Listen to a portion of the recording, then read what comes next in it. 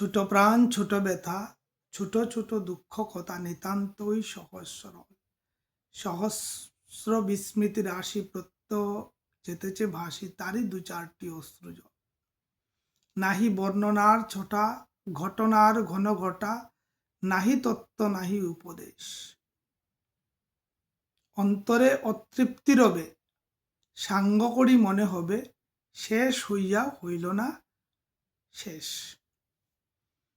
নমস্কার। আজকে সকাল সকাল যখন ঘুরতে বেরিয়েছি, ফিরে আসার সময় লাইনটা মনে পড়ে গেল, রবীন্দ্রনাথ ঠাকুরের লেখা। ওইটা সম্ভবত আমি পড়েছিলাম সোনার তরী কবিতার বর্ষাবরণ। হ্যাঁ, বর্ষাবরণ কবিতার মধ্যে কোথাও রবীন্দ্রনাথ ঠাকুর লিখেছিলেন, এটা কিন্তু আমার মনে পড়ছে। কিন্তু আমার মেমোরি থেকে যতটুকু মনে আছে ততটুকুই বললাম। কবিতার লাইন এমন। ছোট গল্প আপনারা ছুটি, সুবা, পোস্টমাস্টার, কাবুলিওয়ালা নিশ্চয় পড়েছিলেন। ছোট গল্প সম্ভবত আমাদের আসামের সিলেবাসে 10+2-তে ছিল, আর আদার্স গভর্নমেন্টের বেঙ্গলে থাকবে বা ত্রিপুরাতেও থাকবে। রবীন্দ্রনাথ ঠাকুরের ছোট গল্প অনেক সুন্দর সুন্দর। তো আপনারা একবার ভাববেন কত বড় উনি কবি ছিলেন, তার জন্যই নোবেল পুরস্কার পেয়েছিলেন ওনার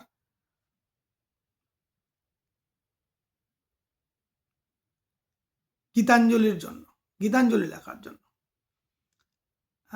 গীতাঞ্জলি পড়বেন, গীতাঞ্জলি গানই, পুরোটাই গান। গীতবিতান, গীতাঞ্জলি সব গানই। পড়লে কিছু বোঝা টুঝা যায় না, কিন্তু উনি যে কতটুকু ডুবেছিলেন সাহিত্যের মধ্যে, কবিতার মধ্যে, তা বোঝা যায়।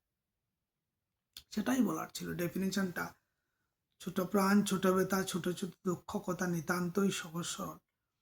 এটা একটা দারুণ অনুভূতি। আর শুধু ছোট গল্প লেখা না, তারপরে যে উনি যে একটা ডেফিনেশন দিয়েছেন ছোট গল্প কাকে বলে, এত সুন্দরভাবে। হ্যাঁ, নাহি বর্ণনার ছোটা, ঘটনার ঘন ঘটা, নাহি তত্ত্ব নাহি উপদেশ। অন্তরে অতৃপ্তি রবে, সাঙ্গ করি মনে হবে, শেষ হইয়া হইল না শেষ। একটা ছোট্ট থাকে, বেশি বড় থাকে না ছোট গল্প। কাবুলিওয়ালা নিশ্চয় পড়েছিলেন। তারপরে কাবুলিওয়ালা কোথায় গিয়েছিল, নিরুদ্দেশ হয়ে গিয়েছিল, আবার দেখা হয়েছিল কিনা মিমির সাথে কেউ জানে না, কিন্তু ওইটা লেখা নাই। বা পোস্টমাস্টার কবিতা, শোভা, ছুটি,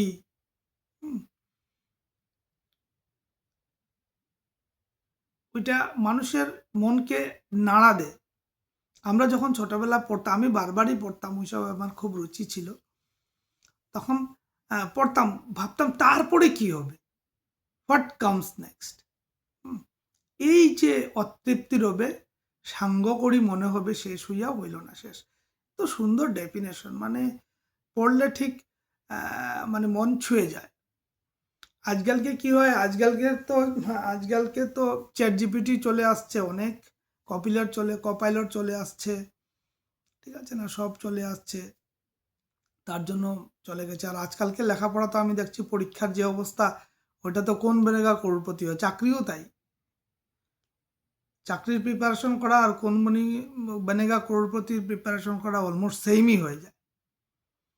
তো লাইনগুলা মনে পড়ে গেল। আপনারা সবাই একবার রবীন্দ্রনাথ ঠাকুরের ছোট গল্প পড়বেন, অনলাইনে পাওয়া যায় আজকালকে তো। পিডিএফ উইকিপিডিয়াতে গেলেই পাওয়া যাবে। ভালো লাগবে। আর কমেন্টের নিচে আমার যদি ভিডিও কেউ দেখেন আর যদি নিচে এসে শেয়ার করেন, তা আমার মনে হয় খুব ভালো লাগবে, খুব খুশি লাগবে। আমি চাইছি রেসপন্সটা তেমন আসুক। আমি কিছু একটা নিয়ে শুরু করেছি। আমার কিছু পাবলিকেশন বাকি আছে, অনেকগুলো কবিতা লেখা আছে যেটা আমার জীবনে হয়নি। আমি সবগুলো এখন ফ্রি হয়ে পাবলিকেশন করব ভাবছি, তাই আস্তে আস্তে এটা একটা প্রিপারেশন। আমার লেখার অভ্যাসটা অনেকটা কমে গেছে, তার জন্য। লেকচার মনে করলে তো মনে করতেই পারে কেউ কেউ বলেছে, আমার পিছনের ডাইরেক্টরই মাত্র বলে গেল, তোমার লেকচার মানুষ শুনতে আসবে না। আমি বললাম ঠিক আছে, লেকচার নাই শুনুক, লেকচার নাই শুনুক, কিন্তু আমি তো আমারটা শুনতে পারবো, আমি নিজেকে শোনার জন্য বলছি। আপনি অন্য কাউকে শুনতে যেন না। আমি বারবার এই কথাটা বলছি, আমি জীবনে যেটা উপলব্ধি করেছি, নিজের মধ্যে ডুবে থাকার আনন্দই অনেক বেশি। অন্যকে নিয়ে মাথা ঘামানোর এত দরকার নেই। ফাইনালি মাইনে রাখে আপনি কি করছেন। ফাইনালি আপনি যেটা করবেন সেটাই ফাইনাল। আপনার উপর নির্ভর করে ভালো খারাপ। আপনি গরম জলে হাত ধুয়ে আর যদি ঠান্ডার অনুভূতি চান তাহলে হবে না, কিন্তু গরম জলে গরমই লাগবে। তা দ্যাট ইজ, আমি বলতে চাইছি যে আপনি ফাইনালি কি বলছেন সেটারই আপনার বোঝা উচিত। You are the last man, you are the final authority to decide what to do আর হোয়াট নট টু ডু। তো ঠিক আছে, আপনারা পড়বেন, ওইখানে পড়বেন, পড়ে কিছু তথ্য যদি দিন আমাকে। অনেক দিন পরে সাহিত্যের বাইরে চলে গেলে ভালো লাগে না, ওই জগৎটা অনেক সুন্দর, অনেক ভালো। গীতাঞ্জলি একবার পড়বেন, গীতাঞ্জলি পড়লে দেখবেন মাথা মুন্ডু কিচ্ছু বোঝা যায় না, তবুও পড়বেন। লাইন লাইন লাইন লাইন, কবিতার লাইন, গভীর লাইন, শুধু ভাবার্থ আর মর্মার্থ খুঁজতে খুঁজতে আপনার দিন চলে যাবে, আপনিও কিছুটা ইমোশনাল হয়ে যাবেন। আমি আগে মাঝে মাঝে হতাম, সারাদিন ডুবে থাকতাম, অনেক মুখস্থ করতে পারতাম, অনেকগুলো ভুলে গেছি, ছোটোখাটো লাইন মনে আছে, ভাবছি আবার একটু একটু করে শুরু করব। সোনারতরী যখন বলেছি, সোনারতরী বর্ষাবরণ কবিতাটা বা রিমাইন্ড করে আবার কিছু বলবো এমনই আছে। ওই কবিতার মধ্যেই রবীন্দ্রনাথ ঠাকুর ডেফিনিশনটা দিয়েছিলেন। সোনারতরী গগনে গরজে মেঘ ঘন বরষা, কুলে একা বসে আছি নাহি ভরসা, রাশা রাশা ভাড়া ভাড়া ধান কাটা, রাশি রাশি ভাড়া ভাড়া ধান কাটা হলো সারা, কাটিতে কাটিতে দান এলো বরসা। ঠিক আছে, এমনই একদম দারুণ, যেতে নাহি দিব, দারুণ সুন্দর সুন্দর কবিতা, পড়লে একদম মন ছুঁয়ে যাবে। সোনারতরী রবীন্দ্রনাথ ঠাকুরের একটা শ্রেষ্ঠ সৃষ্টি। আপনারা রবীন্দ্রনাথ ঠাকুরের কালান্তকও পড়বেন, কালান্তক যদি পড়েন তাহলে বুঝতে পারবেন কি লেখা জিনিস কালান্তক। ঠিক আছে, আজকের মতো এতটুকুই। আপনারা খুব ভালো থাকবেন, আশা করি দেখবেন, আর দেখে নিচে কমেন্ট করবেন।